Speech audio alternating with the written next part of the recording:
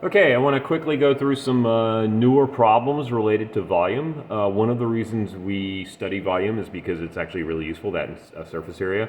But also, it's a good place for us to practice some of our algebra skills for working things backwards. This is something that comes up a lot in our science classes where we have a formula, but what we've got to plug in is actually on kind of the wrong side of the formula, and we have to rearrange. So that's what a couple of these are. So in this case, we have a cylinder, the height is 6, and the volume of this whole thing is 678.24. I'm realizing that's kind of a weird number because pi is in there somewhere, because our volume for a cylinder is pi r squared for the base, and then times the height. So this is where we're going to plug in what we know and then solve for what we don't know. And solve basically means to rearrange so that we've got our unknown variable by itself equal to everything else. So we know this is 678.24. We know this is pi, which I'm going to leave it that way. We don't know what r is, but we do know that this thing is 6. So the first step I might do, I've got some choices here, but I'm going to divide both sides by 6.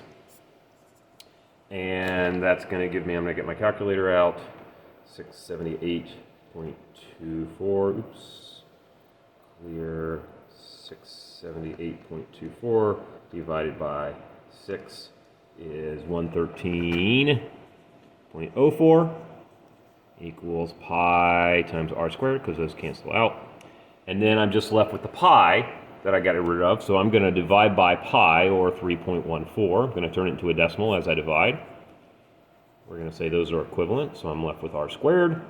And this divided by 3.14 is conveniently 36.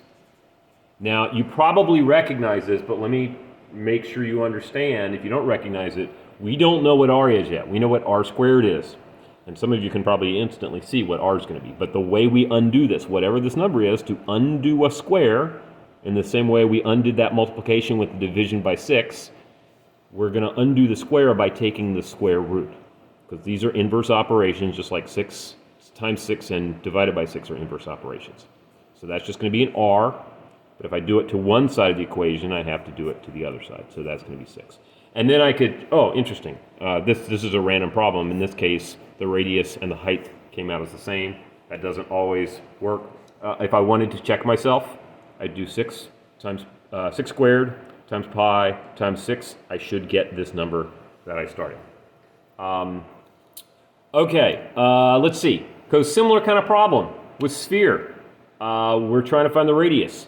I know the volume for a sphere, because I looked it up, is 4/3 pi r to the third. What I know is 540 pi. So sometimes we'll have answers that the pi's already been turned into the 0.314. In other cases, we may just have it in there. So I could multiply this out, 540 times 3.14, and get another number, but this is actually going to be easier because of the way it's written. Because the first, I'm going to do something different here. I had a choice up here. I could have divided by the pi first. I chose to divide by the 6 first. So in this case, I'm going to choose to divide by the pi first. And I'm going to leave it as a pi because they just nicely cancel out of both sides. So I equals 540 equals 4/3 r cubed. Now you have a choice here. Most of you are probably thinking divide by 4/3, which is correct. We're going to divide by whatever that coefficient is.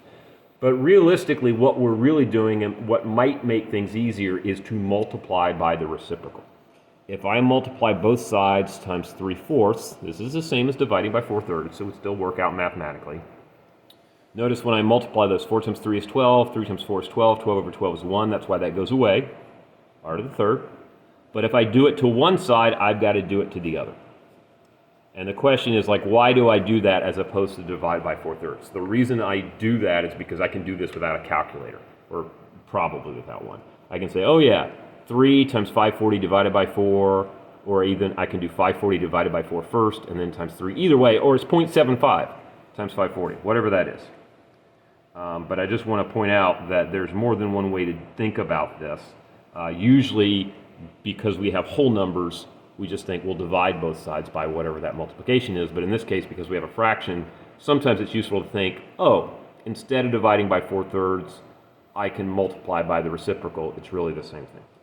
Okay, my calculator tells me this is 405, which worries me a little bit because it's seeming like a strange answer that I'm going to get.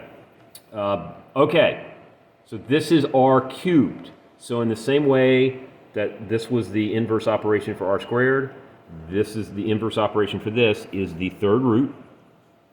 And I either find that button on my calculator or there's a whole nother video. I've taught you how to do that, but we're trying to figure out what times what is equal to 405. So I do that in my calculator. By the way, on your calculator, somebody discovered this the other day. There's a square root button. Right above it, there's a little cube root button. There's actually a cube root button there.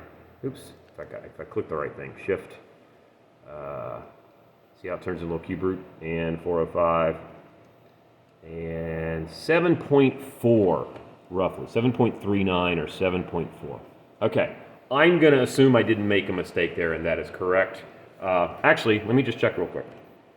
7.4 times 7.4 times 7.4, that's my cube, times 4 divided by 3, that's my 4/3, and it's 540. Pi. I didn't put the pi in because I already had it there. Didn't need it. Okay, that one definitely checks. All right, what else could I give you? Oh, this is kind of the last newish thing, and then I'll quickly go over these last two. This is an oblique cylinder. We know if we know how tall this thing is, like if this was 10 high, and we know the area of this thing, which I tell you in here the radius is 4, so I actually know the area of this thing is 16 pi, because pi r squared. Okay, I know the area of the base is that. If I knew this was 10, I'd be like, oh, that's 160 pi. But I don't know how tall it is.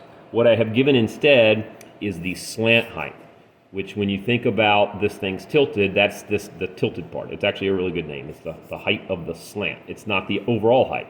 This is like the ladder leaning up against the house. The house is actually shorter than the ladder. So this thing is 7. So I'm going to guess this is like 6 or something like that. And then they tell me how much this thing tilts. So this right here is 43 degrees. So this is where I have to use my, it's 43. I don't know if you can see that or not. 43. I have to use my trigonometry. So over here I got opposite. I got hypotenuse. So SOHCAHTOA, I'm going to find the sine of 43. And that's going to be equal to some value over 7. And so this, I'm going to check my calculator. Sine of 90 is 1, so sine of 43. And in this case, I know I'm going to end up multiplying these two, so that times 7 is 4.7. So it's a little shorter than I thought it was going to be. That tilt is more than it looks like. So I'm going to just round it to 4.8. Okay? It's roughly how tall that is. So now that that's that's easy now. Okay, now that I figured that out, that was the hard part. This thing is h is equal to 4.8, whatever that number is. So it is, my volume is 4.8 times 16 pi. And it doesn't tell me how to express this answer. So I'm going to say 4.8 here. That's in units. And then this is whatever 4.8 times 16 is. That's 76.8 pi.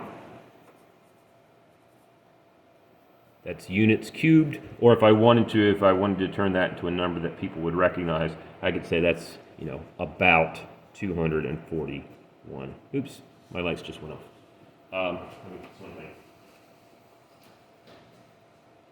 I'm in my classroom, and if I don't move for 10 minutes, they go off. Okay, let's see. Almost done. Now we're down to what should be the easy stuff. Rectangular prism, length of 10. Width of 10, length of 5, and a height of 3. Sometimes we might call that 5, a depth, depending. So our area of the base is going to be 50. This thing's 3 high, so we know the volume's 150. That's how many cubes would fill up this thing. And the surface area is a little trickier. I'm just going to go around, so I know the bottom's 50. So I'm going to do surface area. The bottom is 50. The right side over here is 15, 3 times 5. And the front here is 10 times 3 or 30. And then I'm going to do a little trick. which some of you have figured out, but I haven't told anybody. I think that's 95. And then there's 2 of each of these. Because of this shape, it's not going to be true of all prisms, but a rectangular prism, you'll always have matching faces. So this number times 2, if I can do that, I think that's 190. So we have 190, that's in whatever units I'm measuring in square, that's how many little squares fit over everything. Whereas the 150 is how many little cubes fill up the box. All right, finally, the cylinder above is dilated by 3. All the original dimensions are tripled. What is the new volume? Okay, I could multiply this by 3, get 21, multiply this by 3, get 12, do all my calculations again, but we've learned a shortcut. And if you forget the shortcut, it's not a big deal as long as you remember to triple all of your original dimensions. Okay? So the shortcut is, since we're doing volume, it is whatever that factor is, 3 in this case, this is our K or our scale factor. It's whatever that is to the 3rd power. You can verify that for yourself if you want to with those numbers up there tripled, but this will save me some. Since I already know the volume is 76.8 pi, the new volume will be 27 times that size, or 27 times 76.8, 2073.6 pi units cubed. It's gigantic when I triple it. It has a huge effect. And in the same way, if the prism's dilated by 5, so everything gets 5 times as long, this becomes 50, this becomes 25, this becomes 15, I could do that and do all my surface area calculations again, but the trick here is, if my scale factor here is some number like 5, the new surface area, when I dilate everything by 5 in every direction, the new surface area is that number squared. So rather than do all those original calculations again, I said, well, this is going to be my 190 times 25. Okay, so my new surface area is 4750. And that's in whatever units I'm measuring squared. Oops, kind of off the screen there. Okay, that's all. Ciao.